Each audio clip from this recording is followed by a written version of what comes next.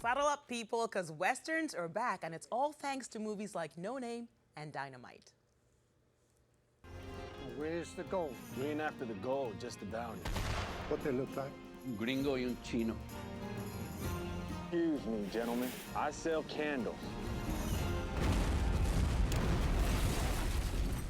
And playing the role of Dynamite Davenport is an actor who has starred in such projects as All of Us Are Dead, Warrior, Waco, The Man in the High Castle, Salt. The list goes on and on and on. So please say hello to one of the smartest, one of the most talented people you're ever gonna meet, Mr. Rich Ting!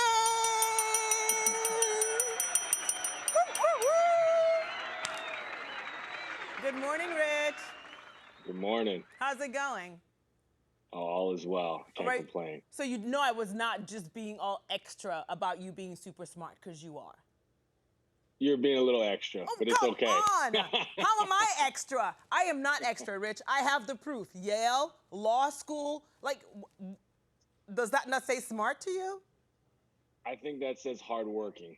No. I'm gonna leave the smart up to you. No. I appreciate it. Okay, I appreciate so the love. Thank you. hardworking and smart. Because even if I worked hard, I would not get through law school, is all I'm saying. Just so you know. All right. So when you're not being smart, you're being hardworking and you're Hollywood takeover. So let's talk about this old style spaghetti Western. So how did you embrace playing a cowboy? Like, because I know when people talk about playing roles like this, they go through some kind of camp, they go through some kind of, are you a horse whisperer now? Is that what we should believe? Yeah, no, actually, I respect horses way too much still.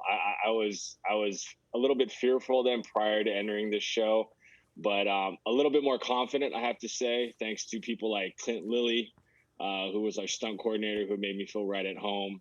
And, his people took care of me, and it was a real safe journey, let's say. But, yeah, just like anyone else, I think we all grew up, exposed to some kind of Western or spaghetti Western.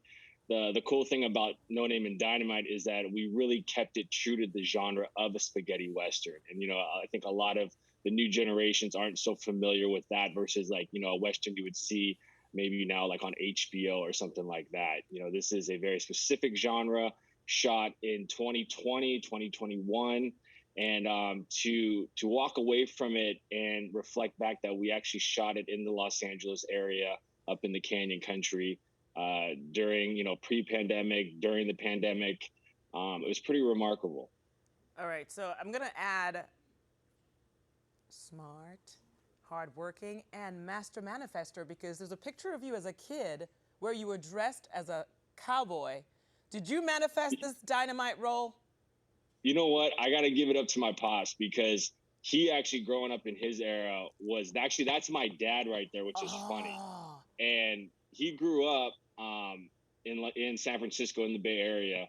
And, I haven't really talked to him a lot about it, to be honest. But, I found these old photos of him always wearing these cowboy outfits and whatnot, which was really, my parents' generation growing up on those traditional spaghetti Westerns. So, it's a little full circle, knowing that, I'm fourth generation Asian American.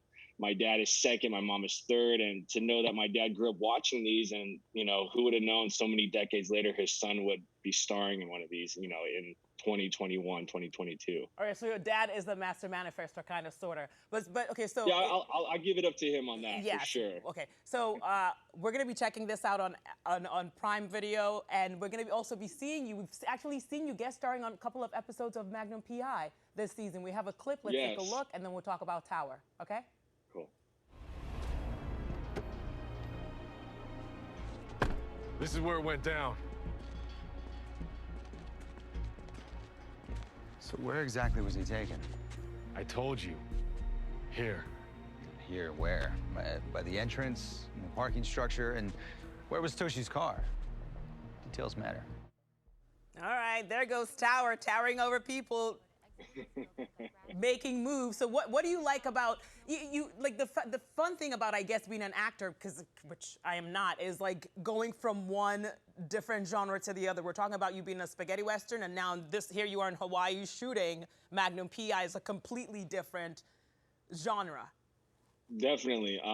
Just fortunate to be able to have all these opportunities to play, is basically what we do. And so, take every project one at a time. Obviously, a lot of different prep for a spaghetti Western as opposed to, primetime network television show like Magnum PI.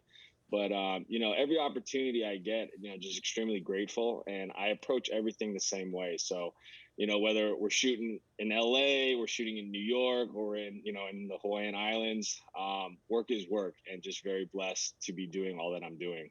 Well, but when we speak of the Hawaiian Islands, it's a different kind of special to you, though. Definitely. Hawaii has always been a second home for me.